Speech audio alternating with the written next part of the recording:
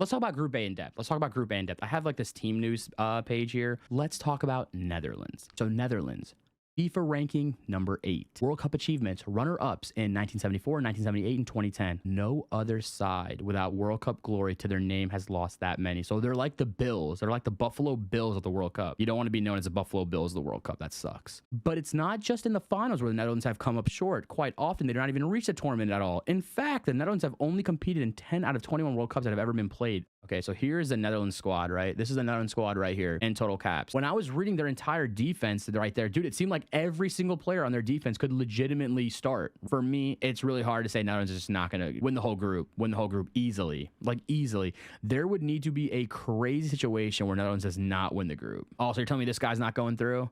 You're telling me that guy's not going through, bro? He's going to go through. He's going to go through. They're going through the next group or the next stage at least. So Senegal, right? FIFA ranking 18th. Their World Cup achievements, quarterfinals 2002. Senegal breezed through the group stage of CAF qualification for the 2022 World Cup, topping their section and going unbeaten to set up a playoff clash with the rivals Egypt in March 2022. The same side they'd beaten on penalties to win in the Africa Cup of Nations just a month earlier. The Lions of Teranga will arrive at the tournament confident of progressing from the group stage, having finally been crowned champions of Africa at the start of this year.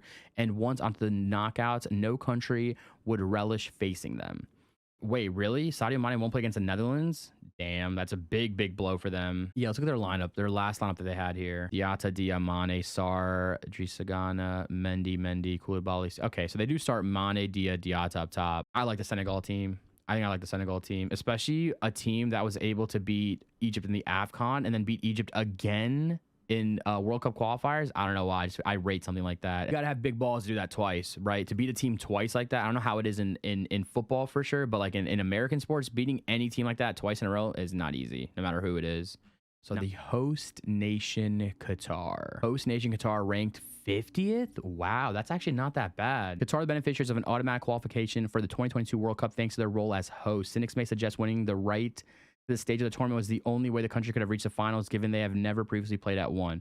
That's not to say Qatar are complete no-hopers, given they've won 7 games in a row, including victories over South Korea and Japan, and scored 19 goals on their way to winning the 2019 Asian Cup. Let's look at their recent squad here. Realistically, I could try to act like I know a shitload of these guys and been like, bro, I've been researching, diving, blah, blah, blah. Basically, you just need to know Akram Afif. In his last full season with Al Sadd, had 18 appearances and 31 goal contributions, including 14 goals, 17 assists. My man just scores goals for fun. He just scores goals for fun. That's all he does, Afif. As long as Afif is playing, you bet him to score. Let's just give Ecuador a look here. Ecuador, FIFA ranking 44th. World Cup achievements, round of 16 and 06. It is now 16 years since Ecuador have made their only appearance in the knockout rounds, have failed to get out of the group stage in their previous World Cup appearance in 2014. The world will be watching them when they take on Qatar in the opening game.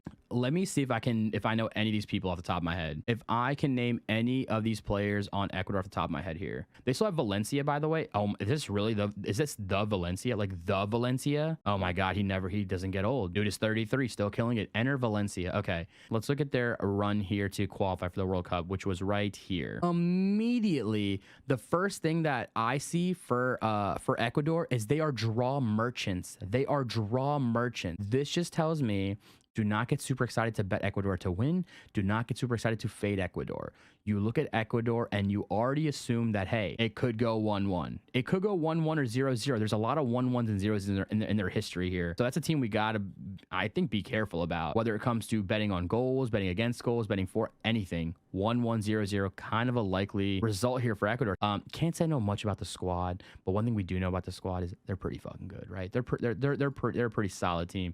But I do think Ecuador to be eliminated in group stage at even odds is a decent bet for the only reason I'm making this bet specifically is because I'm worried about Qatar advancing. This is what this bet's for. If you are worried about Qatar advancing and you think Netherlands advances, I think Ecuador to be eliminated in group stage makes the most sense to me. So Ecuador to be eliminated in group stage at even odds. My max bet $7.50. I'll place it somewhere else. Let's go to Group B. England, USA, Iran, and Wales. England, FIFA ranking 5th. World Cup achievements, winners in 1966, semifinals in 1990 and 2018. Wow, these are the same guys saying it's coming home every year, huh? Every year year it's coming home, and it hasn't come home since 1966. Here we go. Semifinals to the 2018 World Cup in Russia, runners up at Euro 2020. We all know what happens next, right? Surely this is the year football finally comes home. If only it were that simple. If only it were that simple.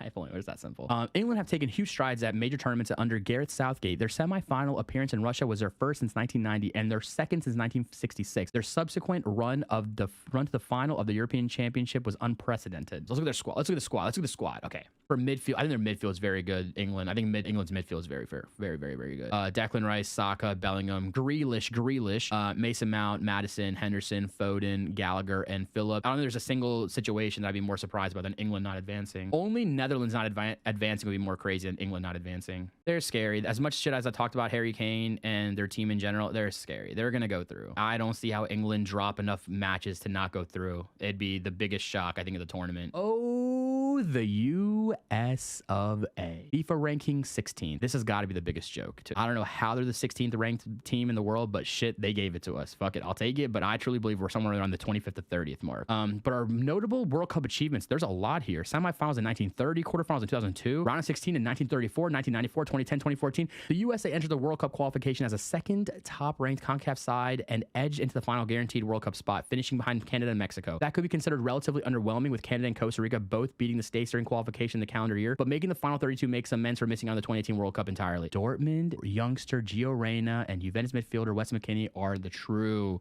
cookers, okay? True cookers. USA breakdown of the squad. I mean, boys, what do I really need to say about the USA squad? It's cracked out of its fucking mind. If you told me we're going Reyna, Pulisic, Aronson, I would bug. If we seriously have that front three, Pulisic, Reyna, Aronson up front, we have no excuses. It's showtime. Adams, Musa, McKennie in the midfield. Oh my God, it's showtime then. It's actually fucking showtime. All right, let's talk about Iran a little bit. Let's talk about Iran. They're one of the most interesting teams, I think, in the World Cup total. I think they are one of the most slept on teams. But you know what I will say now at this point? Iran is getting to the point where they are not slept on anymore, right? They're ranked 20th. No one's sleeping on the 20th ranked team. There is nothing sneaky about Iran. They are a good football team, right? They are a good football team. Iran returned to the World Cup stage for the third tournament in succession. And for the third time in a row, former Man United assistant boss Carlos Queiroz is in charge. They are bringing 4 keepers, probably because their goalkeepers get into the mix. They probably get into the mix, and that's why they probably brought another one on. Probably just getting him ready for the next cycle, I guess. Yeah, I rate Iran to get some stuff done here.